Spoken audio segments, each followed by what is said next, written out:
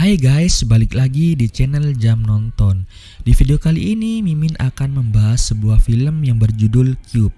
Film ini bercerita tentang 6 orang yang tidak saling mengenal dikumpulkan dalam sebuah ruangan berbentuk kubus. Di ruangan itu banyak sekali jebakan di dalamnya.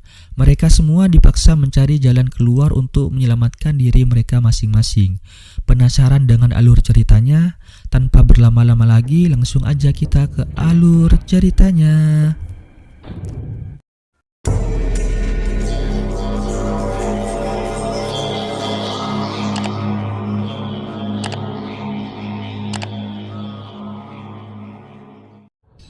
Film diawali dengan diperlihatkan seorang lelaki yang baru saja pindah dari ruangan satu ke ruangan yang lain.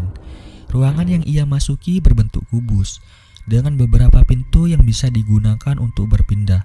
Setiap ruangan yang ia masuki terlihat sama persis, jadi ia mulai kebingungan mencari jalan keluar. Tanpa disadari, beberapa ruangan di sana ternyata tidak aman, melainkan ada berbagai macam jebakan yang berbeda-beda. Seperti saat itu, si lelaki tidak sengaja memasuki ruangan yang salah, jadi ia pun tewas terhantam dinding ruangan yang tiba-tiba bergerak.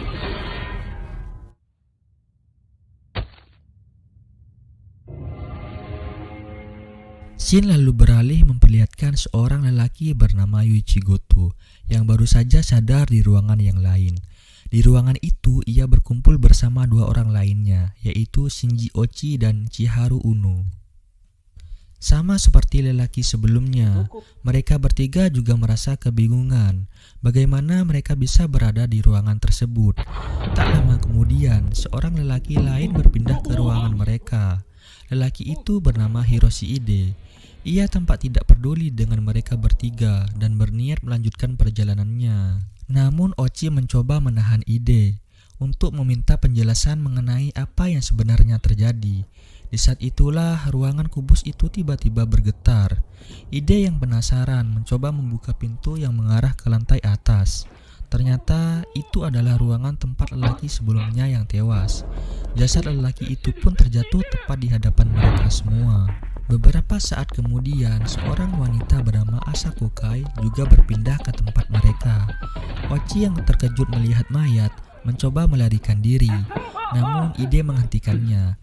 Sejak tadi ia sudah melewati beberapa ruangan, jadi ia tahu betul bagaimana caranya lolos dari jebakan. Ia pun melemparkan sepatunya ke lantai untuk melihat apakah ruangan itu ada jebakan atau tidak. Dan ternyata ruangan itu ada jebakannya. Melihat kemampuan Ide, mereka pun sepakat untuk ikut dengannya. Satu persatu ruangan itu pun mereka masuki secara acak, berharap nantinya mereka bisa menemukan satu pintu yang bisa membebaskan mereka semua.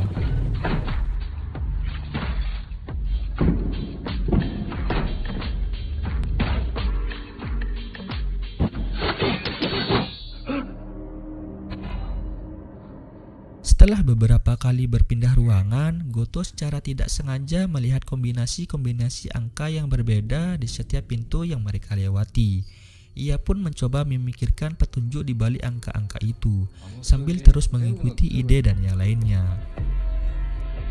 Di sebuah ruangan, mereka pun bertemu dengan bapak-bapak. Ia bernama Kazuma Ando, yang juga terjebak seperti mereka.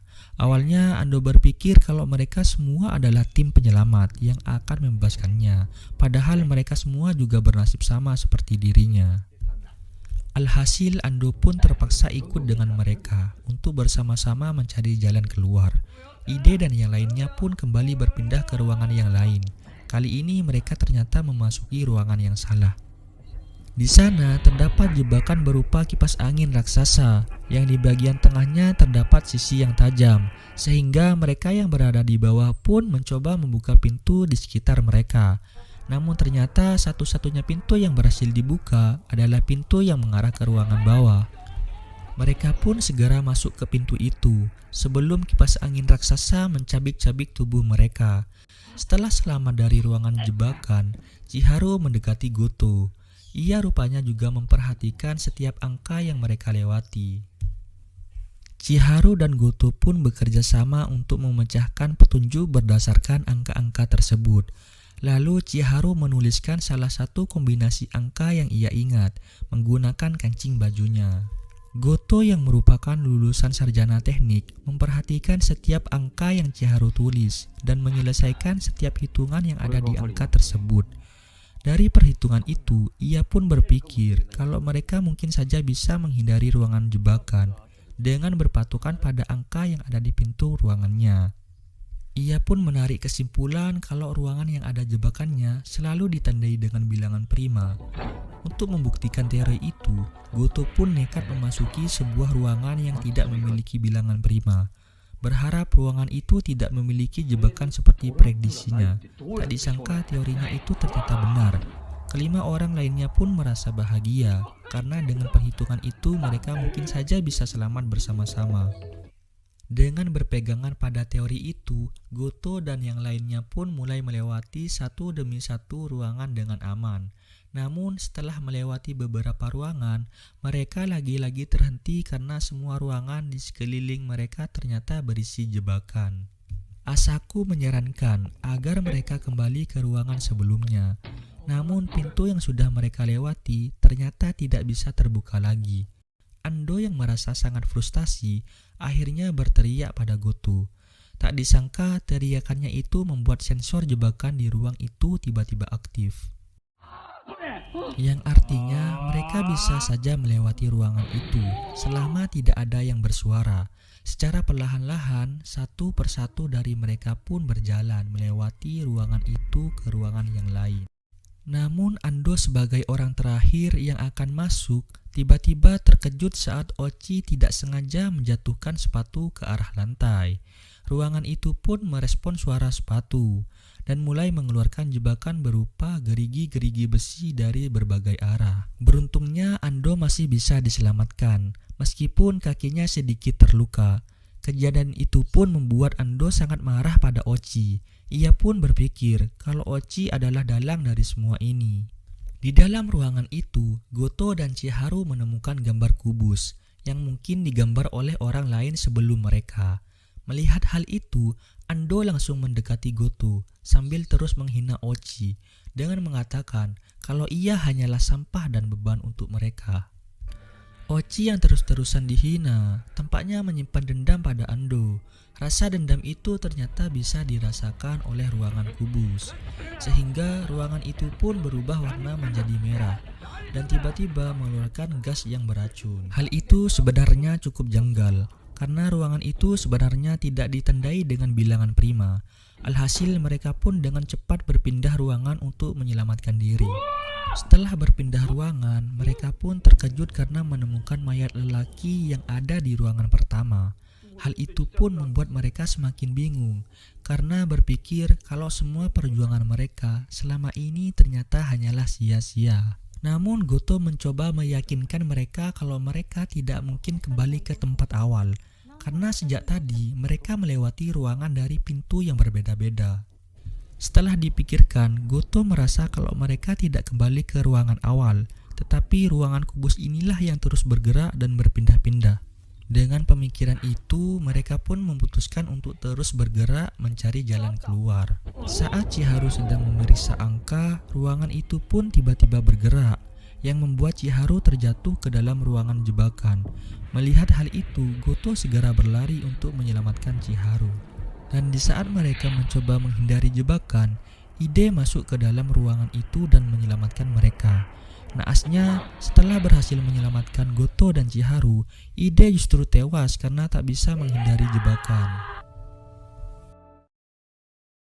Kematian Ide membuat kelima orang lainnya merasa sangat terpukul, karena Ide selama ini sudah banyak membantu mereka melewati semua jebakan. Karena tak ingin pengorbanan Ide berakhir sia-sia, Goto pun menjadi lebih semangat mencari jalan keluar untuk mereka semua. Ia pun mulai menghitung semua angka yang ada di petunjuk gambar kubus dan mendapatkan jawaban kalau semua ini mengacu pada koordinat Kartesius, di mana terdapat dua garis yang saling tegak lurus dan berpotongan pada sebuah titik yang disebut titik pangkal. Melalui koordinat Kartesius, mereka dapat memperkirakan ketinggian kubus terluar yang kemungkinan ditandai oleh sumbu Y999 yang apabila dijumlahkan akan mendapatkan hasil 27, sesuai dengan angka pada kubus sebelumnya. Tak disangka, angka-angka yang ada di setiap pintu ternyata tidak hanya menunjukkan adanya jebakan atau tidak, melainkan juga menunjukkan titik koordinat dari setiap ruangan. Dengan berdasarkan teori itu, mereka pun kembali melanjutkan perjalanan untuk menemukan tembok yang terluar. Sebelum melanjutkan perjalanan, mereka berlima tiba-tiba dipisahkan oleh sebuah pagar besi. Goto bersama dengan Chiharu dan Asako, sementara Ochi bersama dengan Ando. Karena hal itu, mereka pun terpaksa harus melanjutkan perjalanan secara terpisah. Setelah Goto dan yang lainnya masuk ke ruangan yang lain, mereka tiba-tiba dikejutkan dengan adanya sebuah layar yang memperlihatkan salah satu penyesalan terbesar di hidup Goto, di mana di saat itu ia tak bisa menyelamatkan adiknya yang bunuh diri di hadapannya sendiri. Hal inilah yang menjadi trauma dan penyesalan terbesar di hidupnya. Di waktu yang sama, Ochi yang dipersatukan dengan Ando melihat kesempatan untuk balas dendam. Semenjak persatuannya dengan Ando, ia memang sudah menunggu momen yang tepat untuk menghabisi nyawanya. Dan begitu Ando lengah, Ochi pun tak segan-segan langsung menghabisi nyawa Ando dengan tangannya sendiri.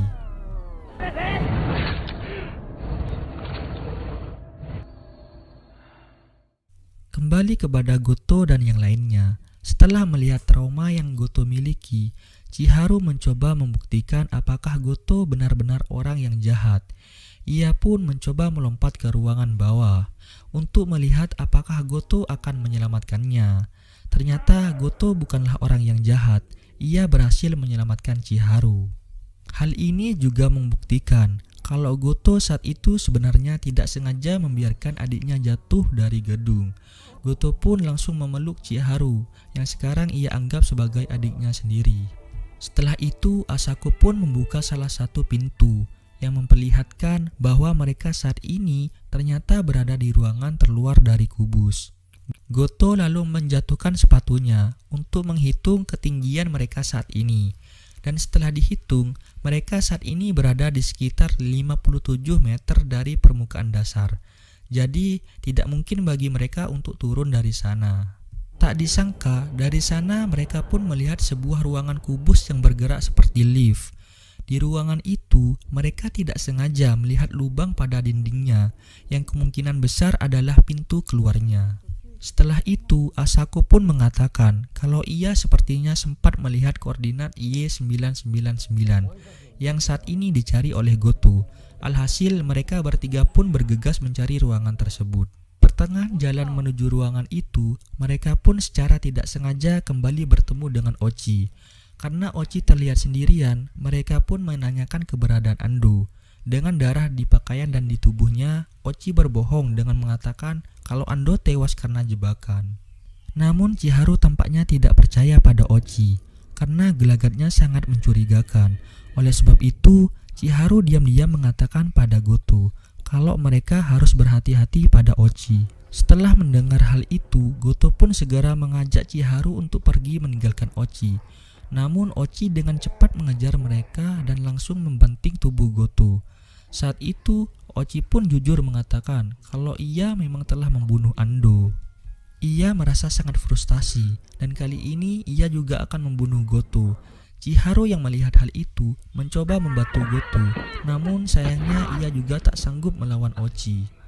Di tengah kekacauan itu, sesuatu semacam akar tiba-tiba menarik tubuh Ochi dan langsung menewaskannya. Goto dan Chiharu yang melihat hal itu segera berlari ke ruangan yang lain. Sayangnya, ruangan terakhir itu tiba-tiba bergerak, sehingga hanya Chiharu dan Asako yang berhasil selamat.